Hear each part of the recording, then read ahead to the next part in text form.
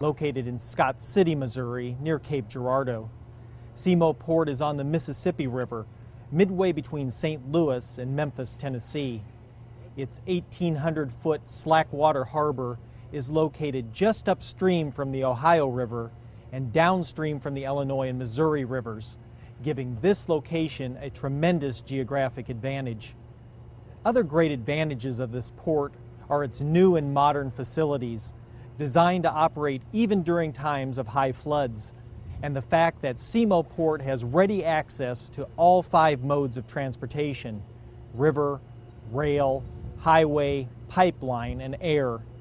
It is little wonder then that this port continues to see solid economic growth. The Port Authority provides the basic infrastructure. The companies provide some of the terminal facilities, different buildings, docks, warehouses, cranes, equipment. For example, the Port Authority began with taxpayer investment here through a local quarter-cent sales tax of $7.3 million. That tax sunset in 1990. Since that time, we've managed through different grants from state, federal agencies, and reinvestment of our own earnings to come to the point where we have $19 million in public investment here at the Port Authority. If you look at the other side, there's $51 million of private investment. That's the different companies that operate here. The general cargo dock, the main cargo dock, Girardeau Stevedores, we built a $2 million dock, but then they have 3 or 4 different warehouses, office, a truck scale, a garage, a fleet of trucks, front loaders, cranes, and so forth. So that's what the private companies bring to the table. 2 of the grain elevators, the fertilizer distributor, the wood chip mill, those all represent significant private sector investments. We, as I said, have the dock. We have a company that operates it, private sector, but it's a public terminal available to anyone that needs to move product in and out by barge. Our railroad serves a variety of customers, and we have team tracks where if you do not have your own private spur track, you can come down here and load and unload, which, as I mentioned, 3 of the companies, oil companies that handle ethanol are doing. We've got a couple of other customers that use the team tracks to transfer from rail to truck. Semo Port's harbor and dock became operational in 1990, and the difference in economic activity between then and now is plain to see. Girardeau Stevedores is the company that handles general cargo and special shipments from the public terminal facility, and on any given day you might see steel beams, metal coils, coal, lumber, fertilizer, construction equipment, and assorted items and containers moving in and out. You will certainly see a lot of grain and farm products heading out from the port, an outgrowth of the Mississippi River remaining the primary link between Midwest farmers and world markets. Consolidated Grain and Barge operates a terminal here with a 350,000 bushel elevator, complete with a conveyor belt that can load barges at 40,000 bushels per hour, or roughly 1,200 tons per hour. A strategic investment by the Port Authority in a switching railroad to connect the main lines of the Union Pacific and Burlington Northern Santa Fe railroads, along with having additional land to use for more business sites, positions Semo Port well for the future. With this year's capital improvement funding from MoDOT, which came through the state legislature, we are upgrading our railroad. In previous years, we've upgraded other parts of the port, streets, freight handling facilities, and so forth. This year, we needed to upgrade the railroad, and that includes roughly $300,000 to improve timber trestles on our 6-mile railroad line. And we're going to do an extensive upgrade of the track itself.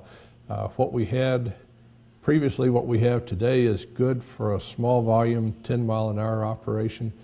But to move into the future and to be able to handle heavier volumes, possibly unit trains, then we need to have a stronger track structure. What we had was basically a leftover from a major railroad that no longer wanted it. We've kept it in good shape. We've maintained it for what it was, but it needs to be improved, and that's what we're going to do. We'll We'll be replacing approximately 20% of the railroad ties that are under the rail, doing some other big improvements to let us safely handle heavier volumes. Some of that would be in terms of cement. There's discussion that the plant here might ship more by rail. That could possibly double or triple our number of cars that we handle. We're seeing more and more ethanol coming in, and while the car counts are relatively small, ethanol is still a hazardous commodity in terms of transportation. It's one that we handle very safely. It's worked well for us. But there again, that's another reason why you want to have the best possible track you can afford within reason, looking at economics, but we're very pleased to be able to do this upgrade, and that will set us up for the future for continued growth. Semo Milling is one tenant taking advantage of all that Semo Port has to offer, operating this 4-story, state-of-the-art dry corn mill behind me. This facility produces corn meal, corn flour, and does other types of corn processing that is then used in making foods like cake mixes, cereal, and beer, to name a few. Semo Milling has a straightforward goal when it comes to operating their business.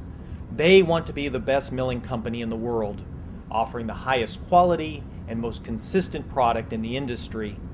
And they believe Southeast Missouri, and particularly their location at Semo Port, affords them the opportunity to do just that. We felt that this particular area, in terms of the raw product, the corn input, which we needed, it was a good area to put into, to put our plant in. I think the key there then was, once we decided that this was the area that we wanted to put a facility in, it became a question of which was the best specific location within the area. We had made a decision that we wanted to be in a location where we could access barge, rail, and truck. And in this case, we're sitting in a port that avails us of all those different options. We have the Mississippi River flowing right by our door. We have a slackwater harbor. We have an interstate only 4 miles away with a good road coming into the port itself. We've got 2 major railroads, the BN and the UP, that service the port, that many of our customers are on those lines. So we felt that when we looked at kind of the entire range of needs that we needed to be a success in this business, that geographically this was the place to be. At this site, Semo Milling stores corn in a 40-foot diameter, 123-foot tall concrete tank that holds up to 125,000 bushels. The corn makes its way from here into the milling facility, where it is cleaned, tempered, and degerminated, which separates the kernel into its various parts: bran, endosperm, and germ. Each of these parts has potential commercial uses. Then comes more separation, grinding, and sifting into a variety of smaller grits, meals, and flours. One thing is for sure, there is a whole lot of shaking going on in this plant. An interesting and important aspect of Semo Milling's operation is the sophisticated statistical tools and continuous improvement efforts they use to maintain the very highest quality. Corn milling is an age-old process, but Semo Milling has implemented a decidedly modern management system to differentiate itself from competitors with superior quality, competitive products, and great service for customers. Looking to the future, we would really like to get to the point where we could maybe double our size. We think that the business is there.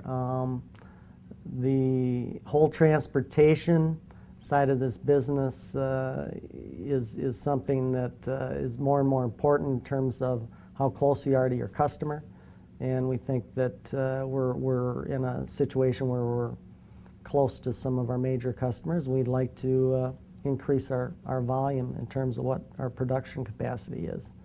I think in addition, there's a lot going on in agriculture in terms of product improvement and new products coming on board, and I think there's a lot of things with corn that we can do that we're thinking about in the future. Missouri has 14 public port authorities, including Semo Port, situated at different points along the Mississippi and Missouri rivers. Public port authorities are unique entities working to develop land, assist businesses, and build the economy of entire regions while providing water-related and other intermodal transportation services for public commercial use. Each of these authorities operates one or more public terminals, providing a range of cargo transfers and storage, as well as land for industrial development. Offering these unique types of waterway-related services, along with land, makes Missouri's public ports tremendous assets for economic development. And there, to help maximize the value and success of these authorities, is the Waterways Unit within the Missouri Department of Transportation. This unit strives to make low-cost, waterborne transportation available to businesses and to build the capacity of our state's public port authorities with the many services it offers.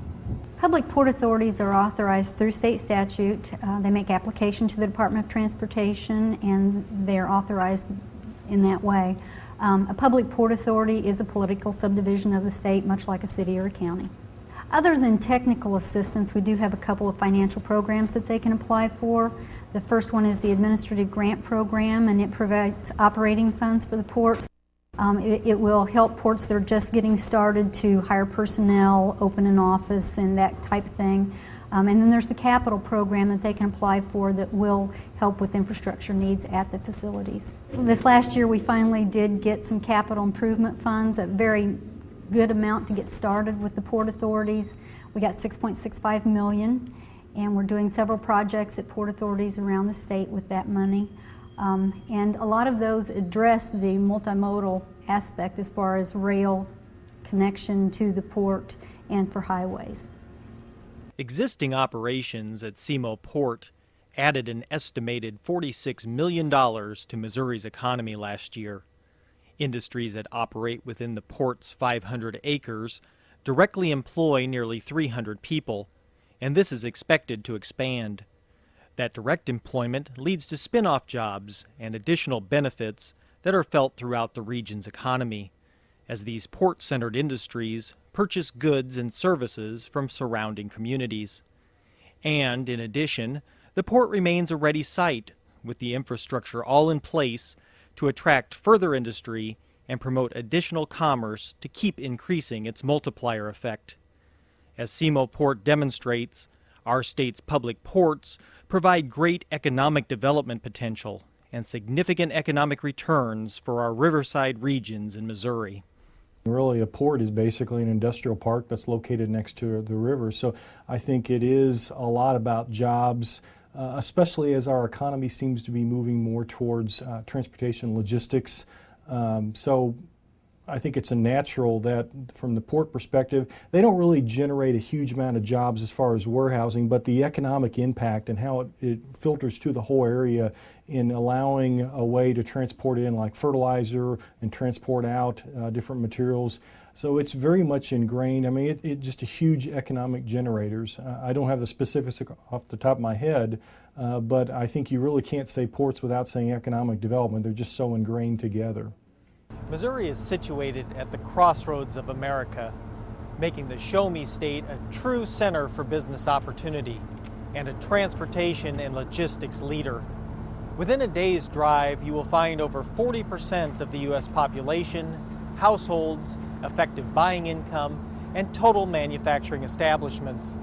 This easy access to markets has equipped our state over the years with the infrastructure and skills to move goods by all means: highway, rail, pipeline, air, and river. Missouri has more than 1,000 miles of navigable waterways, an exceptional transportation asset that provides farmers and businesses a way to transport large amounts of material at very low costs. And with our state's public port authorities, we are working toward full use of Missouri's waterways to advance the economies of our riverside communities in the process as well. Until next time, I am Marty Romiti for Missouri Economy Today. The remainder of 2008 looks to be full of opportunities for many Missourians, and the Department of Economic Development looks forward to collaborating with communities and organizations to assist them with creating more growth in our state. To learn more about any of the stories we presented today, please contact the Missouri Department of Economic Development by visiting the website at www.ded.mo.gov. That wraps up this edition of Missouri Economy Today. Please join us again next month for more on economic development efforts in Missouri. I'm Julie Peterson. Thanks for watching.